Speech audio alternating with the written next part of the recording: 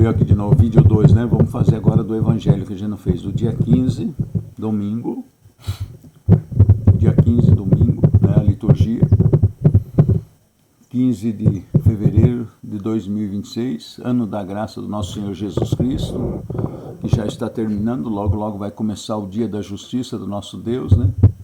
Que são de 6 anos e meio a 7 anos, né? Eu calculei lá sem ver nada, e no fim tem profecias da Bíblia que fala dos 7 anos do reino do anticristo, aliás, do acordo da aliança do anticristo, que é mentira, que nos 3 anos e meio primeiro vai ser até legal e tal, mas depois ele vai romper, né? E vai vir a desgraceira sobre o mundo, vai caçar tudo quanto é religião e igreja, não vai aceitar mais. E vai ser aquela história, né, toda, vai marcar a humanidade como gado, é o que está no Apocalipse lá, né?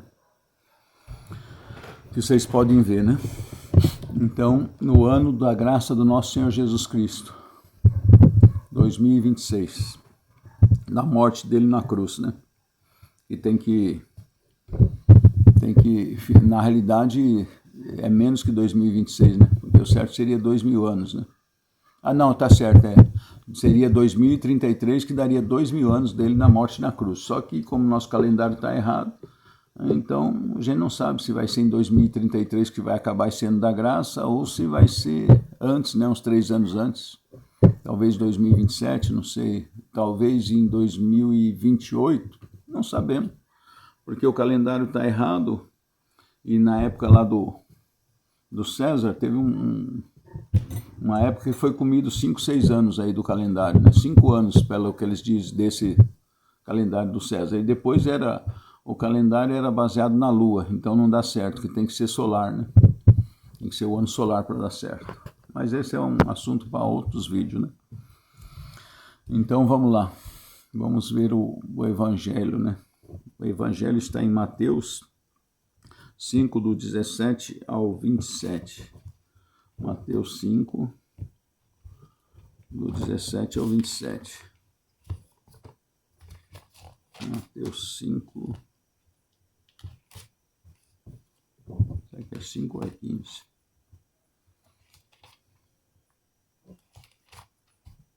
Mateus 5, vamos ver se é isso mesmo. É do 17 ao 27. Obrigado, Senhor Jesus, pela Tua palavra. Nós Te louvamos, Te adoramos, Te bendizemos. Senhor, envia a Tua luz, Senhor, o Teu Espírito Santo. Envia o Teu Espírito junto com essa palavra, Jesus, para a cura do corpo, da alma e do espírito, Senhor. A cura do corpo, que é física, Jesus. A cura da alma, que é nas emoções, Senhor, cura o nosso coração. E que a gente possa perdoar todo mundo, Senhor, possa perdoar. Nós perdoamos de livre vontade, Senhor, mesmo com a raiva e com a mágoa, e pedimos que o Senhor cure o nosso coração, Jesus. Limpa o nosso coração de todo sentimento ruim. Pedimos também que o Senhor cure o nosso espírito, Senhor, com o perdão dos nossos pecados, Senhor. Muito obrigado, Jesus. E com esse perdão, Senhor, que vem a cura do corpo, Senhor, física, Senhor, que venha a alegria e a paz, e que os demônios sejam repreendidos, arrancados e desalojados, Jesus. E a partir de hoje nós queremos servir a Ti somente, Jesus. Só Tu és o nosso Deus e o nosso caminho, como Tu mesmo disseste, Jesus. O Senhor falou lá em João 14,6, eu sou o caminho, a verdade e a vida. Ninguém vem ao Pai senão por mim. Amém. Quem crê diz amém. Bom, vamos direto para o Evangelho, gente. No primeiro vídeo, dessa sequência, a gente já fez alguns comentários. Desculpa a bagunça, que eu sou meio atrapalhado, balancei tudo aqui. A gente já fez alguns comentários, então vamos direto para o Evangelho aqui. Mateus 5, do 17 em diante. Não julgueis, o Senhor Jesus falando, né? Jesus e a lei. Não julgueis que vim abolir a lei ou os profetas.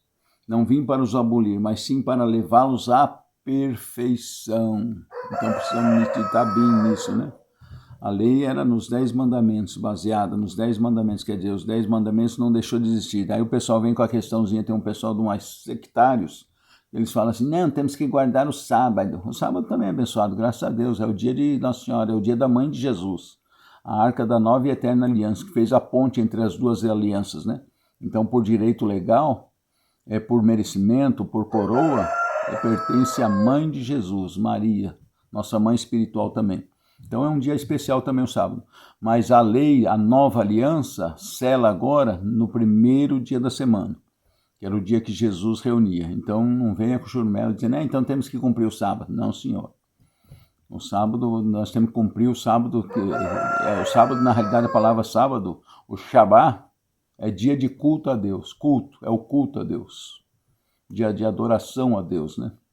Então esse dia passou para o primeiro dia da semana que Deus refez a criação e a nova aliança que o homem não cumpriu, e Jesus fez no nosso lugar essa aliança com Deus Pai. Então cumprir a lei. Então o que Jesus está dizendo aqui? Então ele tornou perfeita, que antes, como diz o apóstolo São Paulo, a antiga lei era a sombra da nova, né?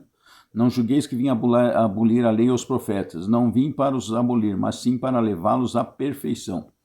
Pois em verdade vos digo, passará o céu e a terra, olha o que Jesus está falando, hein? Passará os céus e a terra se depender do sol, que é os céus, né? Que é o universo, o sol, os cientistas falam que ele tem mais 4 bilhões de gás ainda para queimar, para fornecer energia e calor. Eu gosto de física, astrofísica, né? Sobre o universo, né? Ia estudar física na faculdade, mas infelizmente não deu. Ia ser um físico teórico. E pela física, o Sol ainda vai queimar o gás hidrogênio, transforma em hélio e outros gases também, por mais 4 bilhões de anos. Vocês vejam o poder de Deus. E o Sol no universo é uma estrela de quinta grandeza. Tem primeira, segunda, terceira, quarta, quinta. O Sol é de quinta grandeza. Então tem estrelas muito mais potentes e maiores que o Sol no universo. Então vocês veem por aí o poder de Deus. Então Jesus falou que ainda passando o Sol, esses 5 bilhões de anos, o que ele falou aí? Pois vos digo, passará o céu e a terra aqui, nosso planeta, né? Porque o Sol, quando ele for morrer, daqui a 5 bilhões, aproximadamente 5 bilhões de anos terrenos, ele vai inchando a estrela, e ele vai acabar engolindo até o planeta Marte. Ele vai ficar grande, que vai engolir, se eu não me engano, até o planeta Marte, talvez mais um pouco. Vai engolir Mercúrio, Vênus, Terra, Marte, vai engolir todo mundo, ele vai inchar, até explodir. Então a Terra vai ser tostadinha e depois engolida pelo Sol. Daqui a 5 bilhões de anos, né? Mas no mundo espiritual de Deus, tudo lá é diferente do que a gente compreende. É como Jesus falou, né? Como o apóstolo São Paulo falou. E Jesus falou, se vocês não entendem as coisas terrenas, que dirá se eu contasse para vocês as celestes, né? Então vamos lá. Por isso que às vezes o pessoal fala besteira, esse pessoal aí querendo controlar a população, matando criança, aborto, dando vacina escondida das pessoas, né? Bill Gates e turma da liderança mundial, aí Agenda 2030, querendo diminuir a população mundial para 600 milhões de pessoas só, querendo matar todo mundo, dizendo, não vai ter comida para todo mundo, não tem isso para todo mundo, são os nojentos, os ignorantes e não contam com Deus. Se Deus fez um planeta, um sol desses, e tem 9 planetas, 8 planetas desocupados no sistema solar, que Deus pode fazer eles ficar habitáveis, como que Deus, você acha que Deus tem crise? O Sol queima bilhões de toneladas de hidrogênio por dia, 150 milhões de quilômetros da Terra para alimentar a Terra com luz e alimentar as árvores, com fotossíntese, todo o planeta. Se tirasse a luz do Sol, tudo morria na Terra. É o Sol que alimenta, e ele consome bilhões de toneladas de hidrogênio para produzir esse forno. Imagine um forno que consegue assar pão a 150 milhões de quilômetros de distância. E é isso que o Sol faz. Para vocês terem uma ideia, a luz leva 8 minutos para chegar até a Terra, a luz do Sol. Se o Sol apagasse agora, nós ia perceber só daqui a 8 minutos. Ela leva 8 minutos a luz, sendo que a luz viaja a 300 mil quilômetros por segundo. 300 mil quilômetros por segundo a luz viaja. Entendeu? Essa luz física nossa. Então vamos lá. Eu já falei demais, né? Pois em verdade vos digo, passará o céu e a terra antes que desapareça um J, menor letra do alfabeto hebraico, tá vendo? Provavelmente foi escrito, Jesus falava em hebraico e aramaico. Tem gente que acha que Jesus fez a primeira missa em latim, né? Mas não tem nada a ver, nunca. Os romanos falavam latim. O latim era como o inglês hoje, né? Jesus fez a primeira missa em aramaico ou hebraico, eu não sei, vou perguntar para os universitários, né? Que são padres, sacerdotes, teólogos, né? Ver se algum deles sabe isso, porque a Bíblia não fala. mas aqui está falando a menor letra do alfabeto hebraico, né? E Jesus falou que desapareça um iota, um J, né? Um traço da lei, J, aqui embaixo está iota, né? Esta é a menor letra do alfabeto hebraico, tá vendo? Do hebreu. Então talvez Jesus fez a missa em hebraico ou em aramaico, que era uma língua, o aramaico mais coloquial, local, né? Mas, como é que fala? Uma língua local. Aquele que violar um desses mandamentos, por menor que seja, ó Jesus falando, ensinar assim aos homens, e tem igrejas que fazem isso. Vão para o céu, graças a Deus, ainda tem esse escape, né? Deus é misericordioso. Olha o que ele fala aqui. Aquele que violar um desses mandamentos, quer dizer, aprender errado, por menor que seja, ensinar assim aos homens, será declarado menor no reino dos céus, tá vendo? Não vai para o inferno. Que errou por ignorância, não aqueles que fazem por maldade, como os servos das trevas que fazem questão de distorcer por maldade, né? Aqui está dizendo quem faz assim sem... e está ensinando os outros. Ele está querendo levar as pessoas para Deus, mas está ensinando errado e não se esforça para buscar a verdade. Vai atrás de fake news, tem que buscar 3, 4 fontes para você falar a verdade. Aí Jesus falou que vai ser o menor no reino dos céus. Mas aquele que guardar esses mandamentos, ensinar corretamente, né? Pesquisando aqui pelo que a gente dá para entender, subentender, é que ensinar corretamente será declarado, sem falar, não, mas na minha opinião, Jesus, não, eu quero guardar o sábado. Não, Jesus, na minha opinião, não, a pessoa não pode isso. Jesus está mostrando uma coisa e a pessoa está querendo ensinar para Jesus. E aí Jesus aqui fala assim, ó, mas aquele que guardar direitinho, ensinar certo, será o quê? Grande no reino dos céus. Digo-vos, pois, se vossa justiça não for maior do que dos escribas e fariseus, que eram religiosos, se a sua justiça, né, o bom senso, não for maior que a dos escribas e fariseus, não entrareis no reino dos céus. Ouvisto o que foi dito aos antigos, não matarás, mas quem matar será castigado pelo justo juízo do tribunal.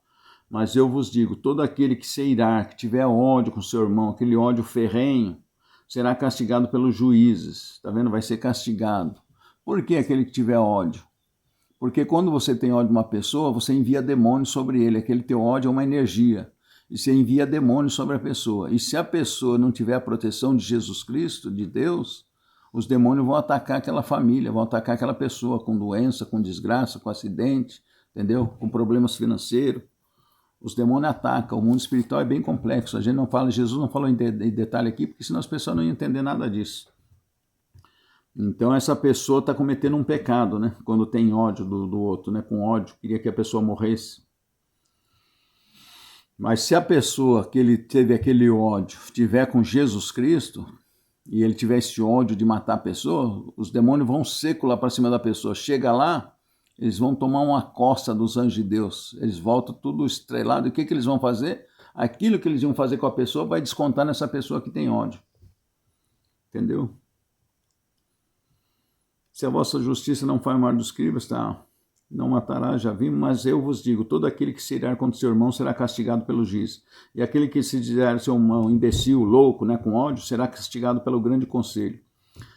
Aquele que lhe disser louco será condenado ao fogo da jena, né? Aqui deve ter uma profundidade mais nessa palavra, precisava buscar a etimologia dessa palavra e dessa frase aqui de Jesus, porque talvez esse sentido de louco era, não sei, era uma talvez mais forte aqui a palavra, que era colocado no lugar de louco, né? Porque fala será condenado ao fogo da jena, né? Do inferno, né? Você está, portanto, para fazer a tua oferta lá, o que Jesus fala agora, ó. Você vai fazer uma oferta a Deus. Não, vou servir a Deus, está servindo a Deus, tá? Você está, portanto, para fazer a tua oferta diante do altar e te lembrares de que teu irmão tem alguma coisa contra você, tá vendo? Você prejudicou alguém, ficou devendo, ferrou, a pessoa está com raiva de você, com ódio. Não adianta você ofertar as coisas para Deus, não. Você tem que ir lá e pedir perdão para a pessoa. Você fez algo para alguém, você tem que ir lá e pedir perdão, se acertar com a pessoa antes de você oferecer a Deus a oferta, antes de você pedir perdão a Deus, né? Aí ele fala assim, olha o que ele fala aqui. Aqui tem um segredo extra-bíblico aqui. Não é extra-bíblico, é um segredo aqui. Tem um segredo nessa palavra que os evangélicos até hoje não enxergaram, mas a igreja católica com 2000 anos já enxergou. E outra coisa que eu digo para vocês, os protestantes evangélicos me escutam, não tem nada a ver com Constantino inventou a igreja, é uma mentira que passaram para vocês, é uma fake news.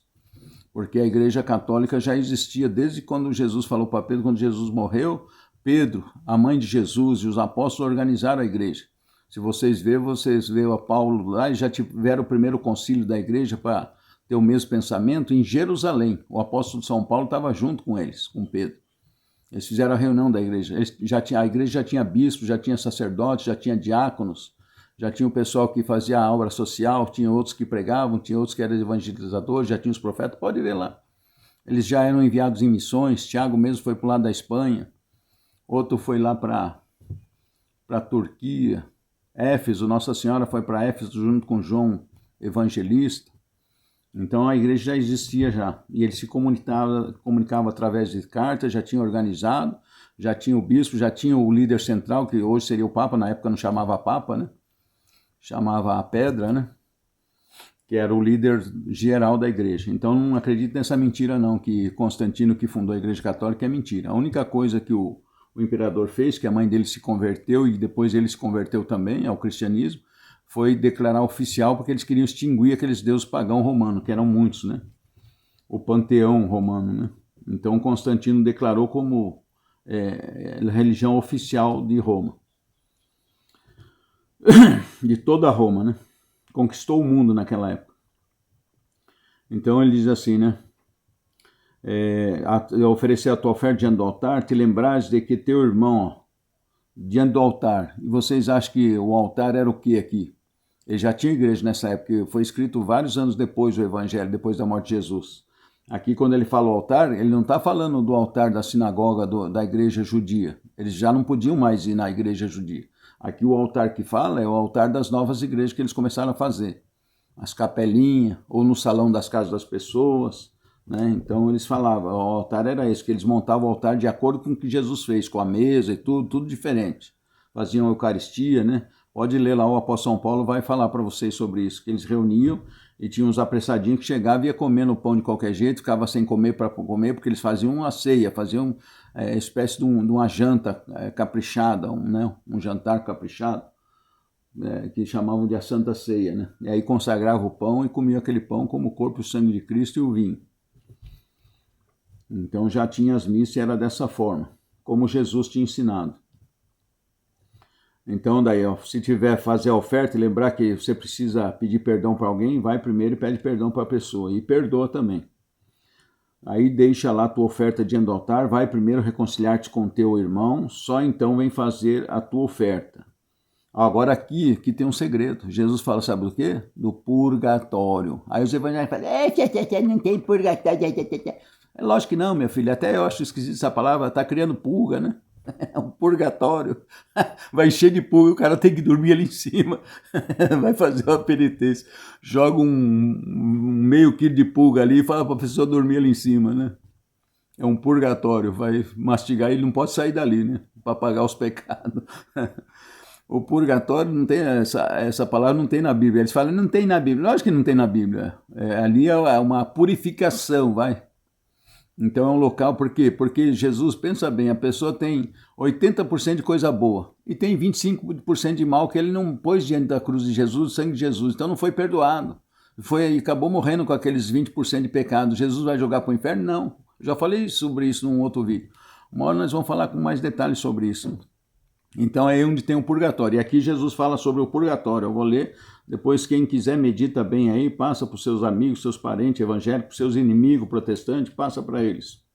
E além desse tem o apóstolo São Paulo que fala sobre o purgatório e tem outras passagens aqui. Um padre uma vez mostrou para mim, acho que tem mais 2 ou 3 passagens que fala sobre esse lugar. Graças a Deus, porque senão sabe o que ia acontecer? Só 3% da população mundial que ia para o céu, o resto ia tudo para os quintos do inferno.